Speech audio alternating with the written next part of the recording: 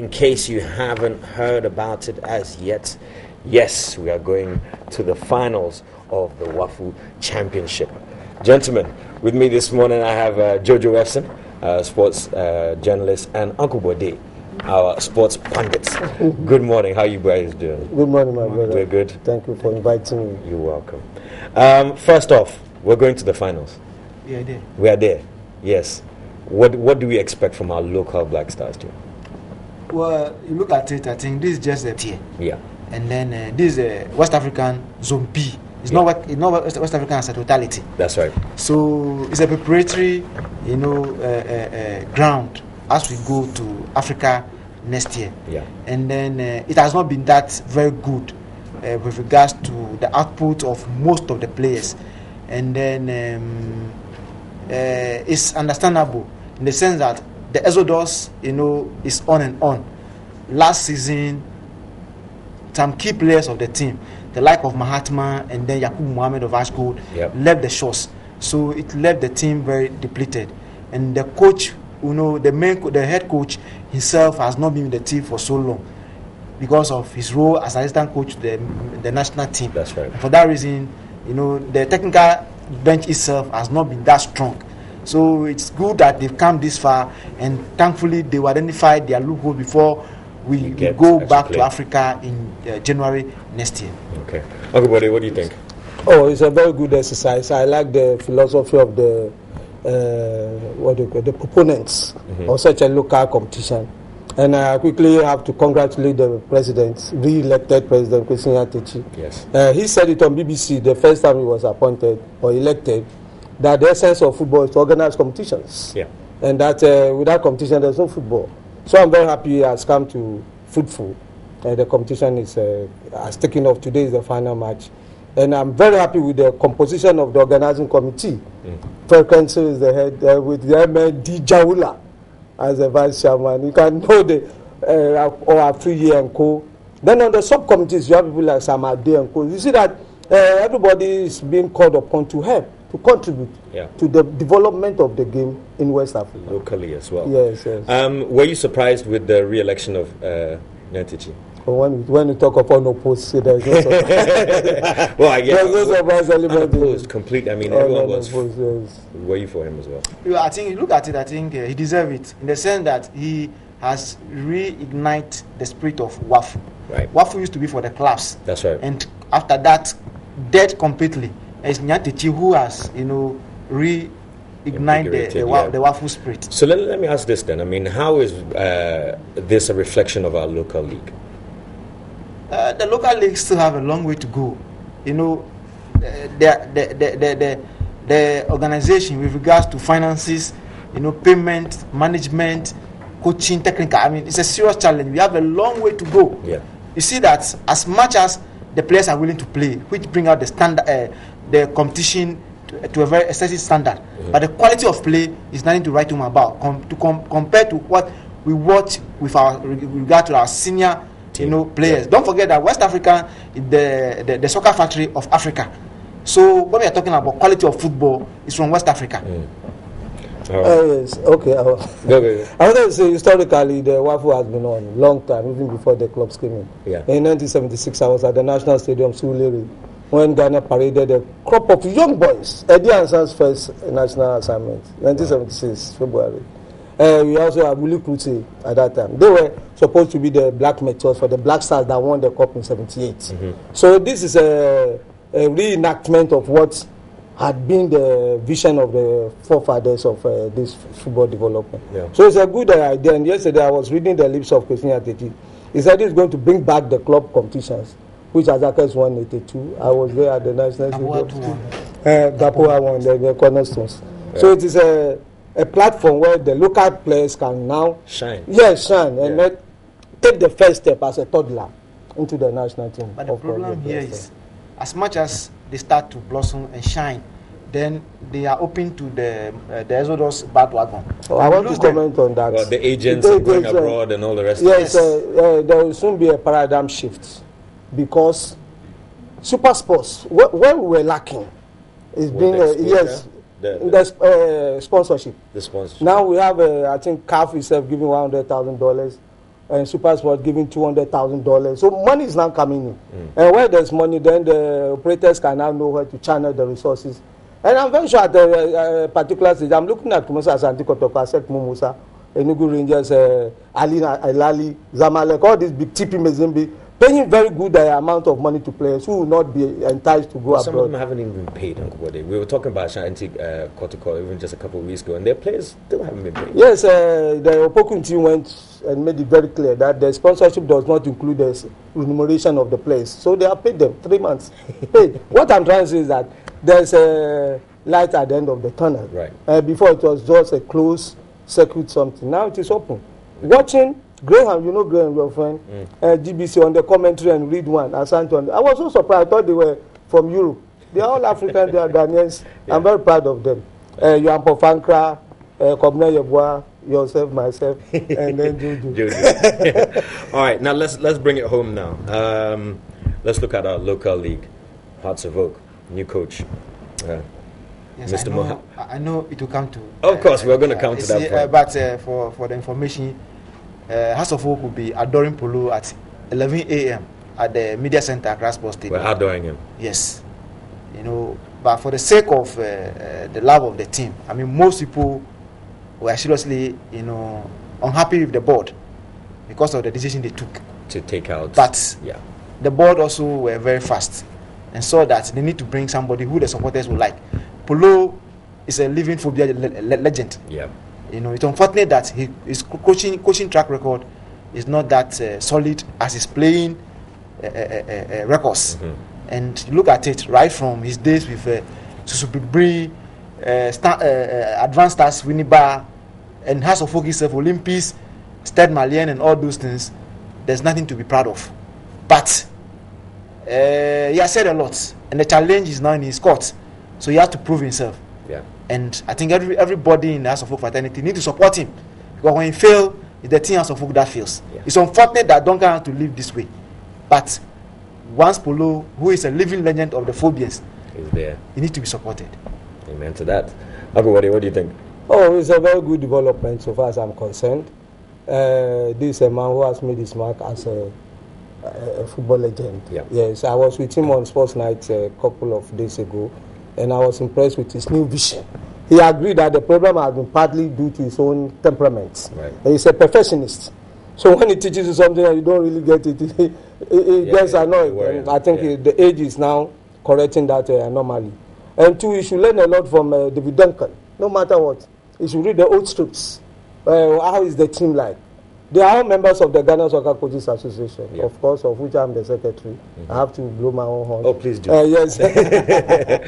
So he has to let him know what are the strengths and weaknesses of the team currently. Right. And what is your shopping list for the second window? So he should actually consult. He has to. That's the spirit. It's not an individual matter. It is a club interest. Yeah. That is why we now say that both Duncan and Polo should subsume their personal interest into the phobia interest for the development of the club. And then to raise the pain that most of the supporters had because they are not shareholders. Yeah. They should know. I advise them, next time there's an offer, they should go and buy. Mm-hmm. And if there's no offer, they should go for recapitalization of the club, give it a big value, and then buy, so that they also become shareholders, and then they can now arrive the decisions in the boardroom, of course, of Togbe Afede, the 14th.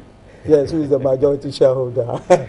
He seems to be taking decisions by himself at the moment. Who? I say he seems to be taking decisions by himself. No, it's the board. If the chairman has that golden rule vote to override the estimate or to override other members, it is his due. That's what he's doing. Yeah, that's what he's doing. I don't see anything wrong. The only thing I see wrong is that some of the supporters were made to believe that there were still some unsold shares. It is not true. Yes, the shares have been sold. What was bought is the total value of the club. Okay. Now let's talk about today's game against in Kumasi, Senegal. What are your predictions? It's not going to be easy because the Senegalese team look well composed. They are well conditioned. They string their passes all together. They have a complete team, right from the goalkeeping, defense, midfield, and attack. Mm-hmm. I could say they are better than the Ghanaian team. Okay. You get me? That's very realistic. I mean, yes. For you to actually just see because the Ghanaian team have faced a lot of challenges getting by bringing this team this far. Right.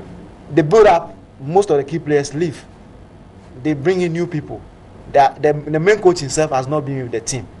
So it's a good exercise for them as they go to South Africa. Yeah. And my personal suggestion or recommendation to the technical men is to blend when they, after this competition, regardless of whatever result we have today, if we win, thank God. Yeah. If we don't, there should be a lesson for us. From it, yeah. We should blend the team with experienced players.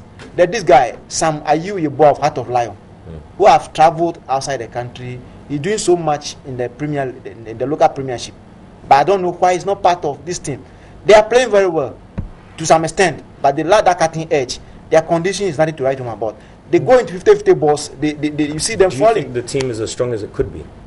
Are there certain players that are missing that should be there right now? Which I mean, there should be some other players like this. Sam Ayew I'm mentioning. He's an experienced player. I've watched him. I've watched about 5 of his matches in the ongoing Premier League, and I think his experience is so much better on the team.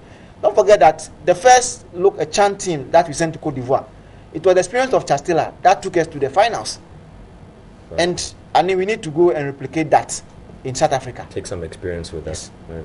Everybody, what do you think? Oh, it's a very good team so far as I'm concerned. That's the materials we have at the local level. I was very impressed with Sule Mohammed, with Yaya Mohammed. They are doing very well, and Nuru Sule is coming at the back there. The only problem I have, and that has been my own problem, is that I don't have sympathy for goalkeepers who concede goals. That's my problem. Dadio Foley, first match, you concede a goal. It's not good. You see, when a goalkeeper fails to prevent the ball from entering his net, then you put a lot of unnecessary pressure on his teammates to score more than what you have considered. That is my problem. Right. As for the coach, he has done what I expected him to do, the talk, the psychological talk, that you have to play above yourselves. Because the Senegalese team, like Jojo said, is very good. Tella in particular, I think it's on 3 goals or so. Yeah. Has done very well. The team is composed, and it reminds me of their World Cup legendary team. You remember that in 2002? Yep. Silva in goal, Fadiga, Adi Diop. I like them very much. And then in 1972, they came here, they played a very scientific game. That time it was new to us in Ghana. They had a goalkeeper called Demba Mbaye. He leaves the post. He doesn't operate in the 18-yard box. Have you seen it before? No, nobody has done that. He plays outside the 18-yard box, like Huguta of Colombia, like Campus of Mexico. So until Malik Jabri had to score him from 45 yards before we scored 1-0. Senegal is a football playing nation, you know it. Right. They hosted and lost 1992 AFCON, and since then they are struggling to come back. So what's your prediction? Oh, Ghana will win because of the home. The home advantage. Yes. And the Babaya. Yes. Jojo, what do you think? Anything counts. I just want to see. It's a preparatory ground for us. Yeah. So we win or we don't win. But if Ghana win, I'll be happy. Okay, great. Let me take it to the next stage. Forget WAFU, forget CAF, forget Chan. World Cup. Now, the draws are going to be made on the 6th. Who do you think we might have in our group? Let's just do a few predictions of our group and how we will actually proceed. Who do you think will be in our group? Oh, the pots are already known. You meet one European strong team, of course, that is seeded. You meet one South American team that is seeded. You meet Oceanic, which you can overcome. And then you meet one playoff from Europe. So that is the seed. So for the group stage, I pray that we meet a country like Portugal, which we can fight, and overcome them. Yeah. I hope in South America we avoid Brazil and Argentina. Well, those are the ones everybody is trying to avoid. Yes, then the Oceanic, anyone can come. But I'm telling you, Europe, I said Portugal, because they are in the playoff. Yeah. I don't want any of the seeded teams. When you now come to the second round, because Ghana will go to the second round. We'll go. Yeah, all teams being equal. At the second round, I expect them to overwhelm any opposition because the team is solid. And you saw the dance of the masquerades, the small masquerade and the bigger masquerade. I said it here that day, and it came to pass, like the word of the scriptures. So when we now get to the quarterfinal stage, that is where the coach will have to show his in-depth knowledge of the team. Because I was listening to Wenja 3 days ago on BBC. He said, you win a match when the players have the good approach to the game. So what is your approach? If a free kick is placed, who takes it? There should be no question about that. Yeah. In Cameroon, you have it to face Wome and then Rigobert Song Data. Here, who takes it? Right. Kwesi Appiah is saying that it is still Asamoah who is the best penalty taker. But we saw what Wakasu did that time. He scored 3 goals. Yes. We saw what Sule did. So we should now have the 3. It should be known to the people. Then to the goalkeeping aspect, I don't need to tell you. You saw the area ball Fatah Dada was struggling with a shot across. If you want to go in for a punch, go and punch. Then you have to call this Eddie Ansan. He's the best puncher of the ball in the world. I'm telling you, Eddie Ansan and Gordon Banks. Quote me. So you should be there for aerial. Yes, because that is where the advantage is for a goalkeeper. You are the only one who is allowed by the law to use your hands. Yeah. No other players, unless you are Maradona, they can use the hand of God. So that is the team. The team can progress beyond the quarter-final stage. If they get to the semi-final stage, I can give you my last one CD that Ghana can win the cup. Uncle Body. Yes, I'm with you on that one, by the way. Jojo. Yeah, I like the optimism of Sure. you look at it. I think it would be good we avoid certain major powers, Of course. like Spain, Brazil, Argentina, Italy to some extent, and even Uruguay, because they are playing the competition very close to their home, next door. Yeah, that's right. So The climate's all the same. So we should avoid certain powers, and then get quote unquote those who are not that strong. You know the problem with the Ivorians, their problem since 2006 have been the group in which they fall. That have denied them of making serious progression. So if we are able to fall into a certain manageable group, I'll be happy if we get England and certain other these Asians. The Japanese are very troublesome, but if you can get the Koreans, like North Korea, yes, cool. And then these Arabs or one of them. See, so we want an easy grouping so that we can advance. Not easy as such, manageable. For now, modern football is about strategy. Everybody, know how to play it. I think on strategy. I think if our group is too easy, we'll just be complacent. Even if we it will help us to get to the next one. Yeah, but then when we get to the next point, then the group that the team that we're coming to face will be. But and we might be complacent. Most of the groups that we've gone to, we're not that easy. We're not difficult to. 2006, we were in a group with Italy, Czech Republic, and then USA. Yeah. These are not easy groups. USA had a tough time with us.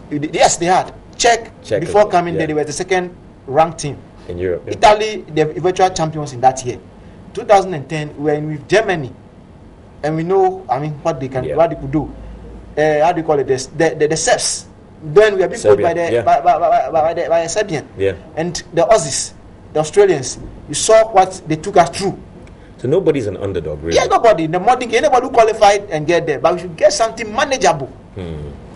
All right, welcome, buddy. Jojo, thank you so much for coming in this morning and talking football with me. I had a chance of seeing the World Cup this week. Yes, I looked at it and I said, you are coming home to Ghana. Sure.